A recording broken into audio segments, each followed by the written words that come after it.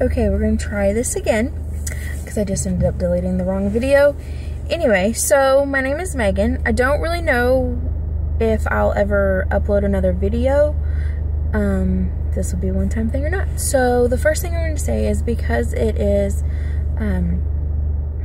May in the month of melanoma awareness, I wanted to share the story of my best friend. She was an amazing woman. We met in 2008, so 7 years ago. Well, a little less than 7. Right, yeah, right around 7 years ago. I remember the first day of work, like it was yesterday. I was nervous, and I didn't know how people were going to feel about me, if they were going to like me. And so I went in, and things were going, and I was learning new things, and this blonde walks in the room. It's 4:30 in the afternoon, and she is bubbly and happy and just full of life. And I remember thinking, who is she? Is she on something? And I want to get to know her. And so through the next couple of weeks and months, we started talking more, and slowly by slowly I was introduced to her children, to her mom, really to her family and her life and just everything about her. Some of the details I've forgotten, some of them I don't want to really talk about. But let's see, a couple years ago, probably about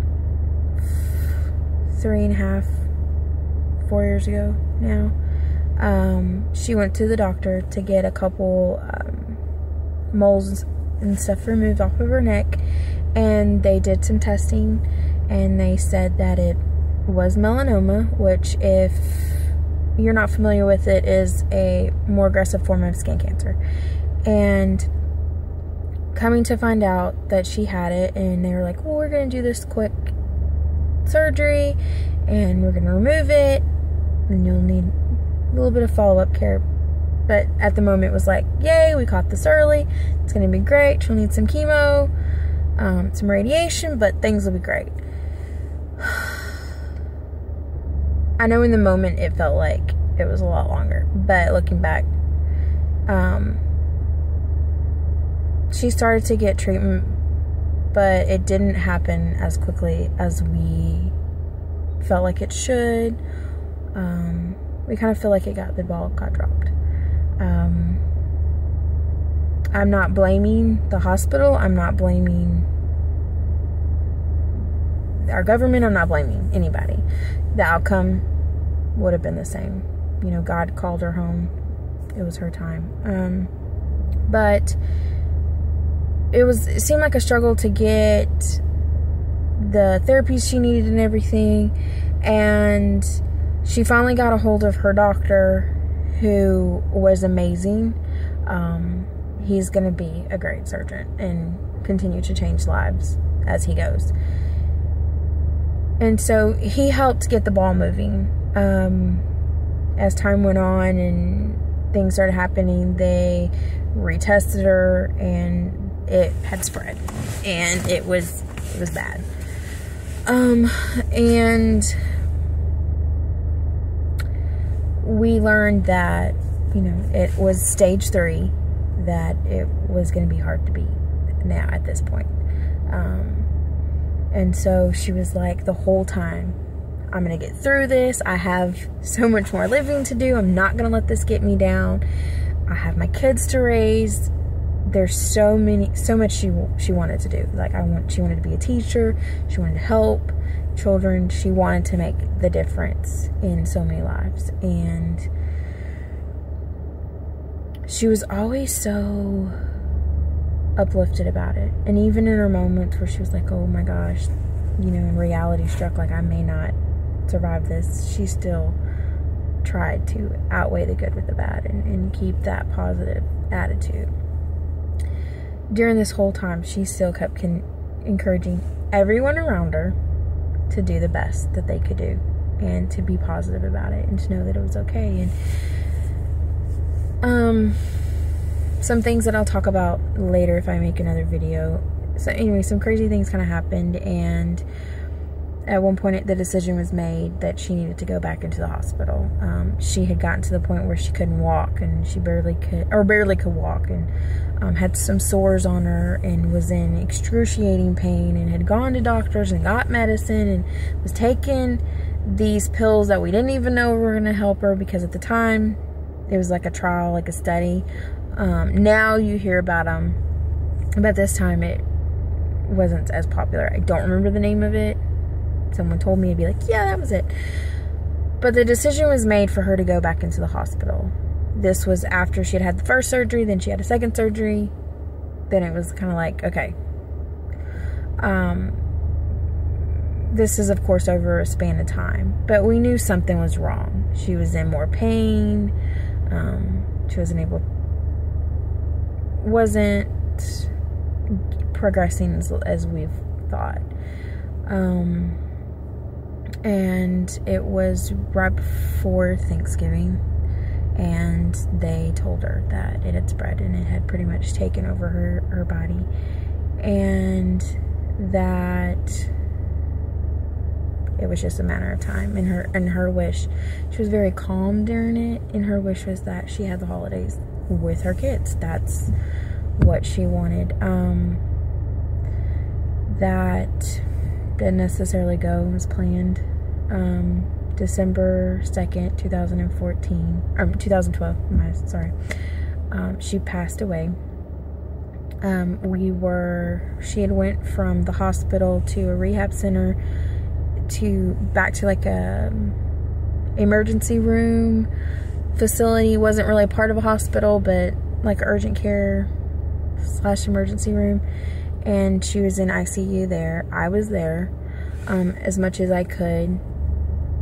I just remembered those last days being like, oh my gosh, like even that last month, it was crazy and not really what we planned, and not really knowing what to do. But I remember she had had a trach tube in for a couple days before, and she asked them to remove it, and with her family's wishes, they did remove the tube, because she didn't want to suffer. She didn't want to, have other people see her like that, in that much pain. And so December 2nd, 2014,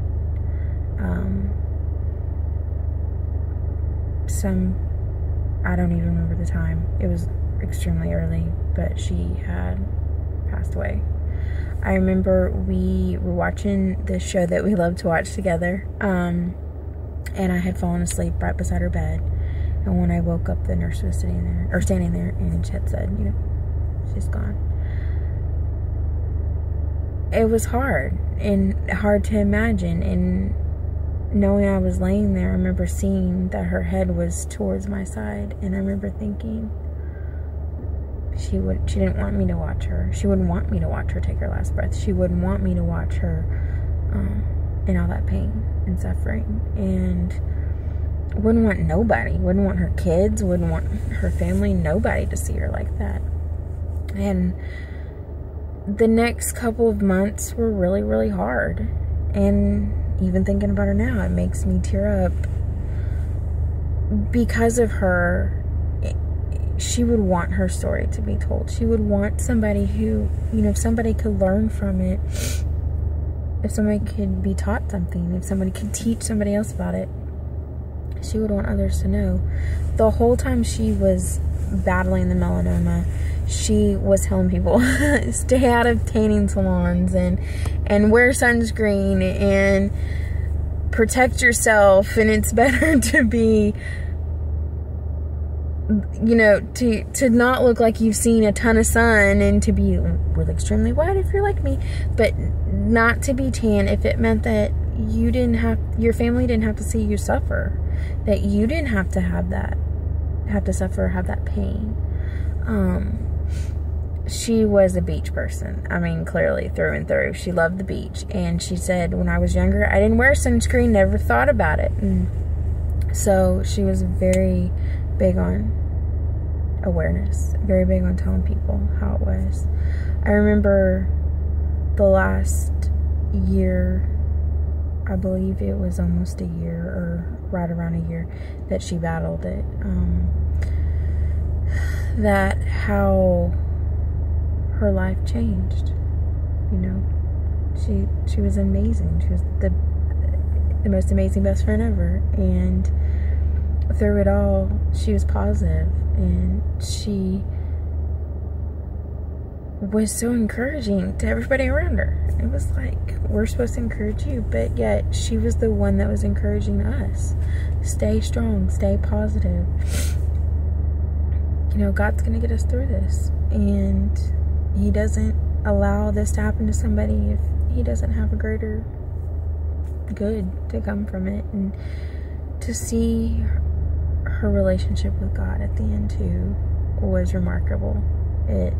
From knowing her from years past, where she didn't really go to church and didn't really talk about God, and who she believed, but she didn't really talk, to see the person that she was, then it was amazing. But yeah, there's not a day that goes by that I don't miss her, that I don't miss us being with the kids, that I don't think about her. I mean, there's not a day that, you know, she was one of those people that was remarkable, and I know right now she would want, if by sharing her story we could help somebody else, she would want that. She would want somebody to know, like, hey, don't